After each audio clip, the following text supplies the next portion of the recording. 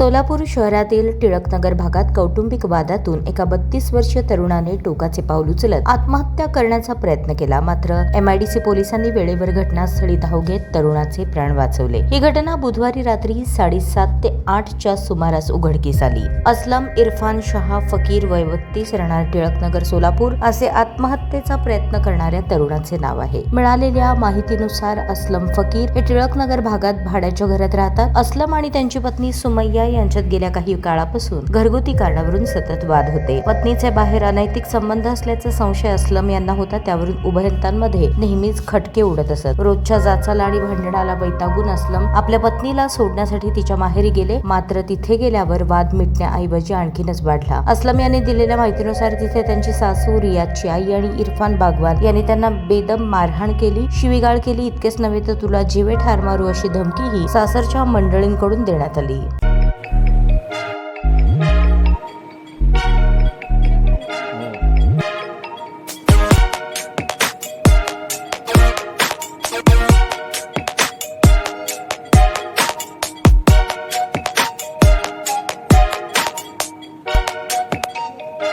सोलापूर शहरातील सुप्रसिद्ध हॉस्पिटल म्हणजे सेंट्रल मल्टी स्पेशालिटी हॉस्पिटल मागील अनेक वर्षापासून सेवा बजावत आहे. 24 तास इमर्जन्सी सर्व्हिस, मॉडर्न टेक्नॉलॉजी, अनुभवी डॉक्टर्स तसेच अत्याधुनिक तंत्रज्ञान सुविधांनी सुसज्ज स्त्रीरोग प्रसूती विभाग, ऑर्थोपेडिक विभाग, मेडिकल विभाग आणि इतर एकमेव नाव म्हणजे सेंट्रल मल्टी स्पेशालिटी हॉस्पिटल.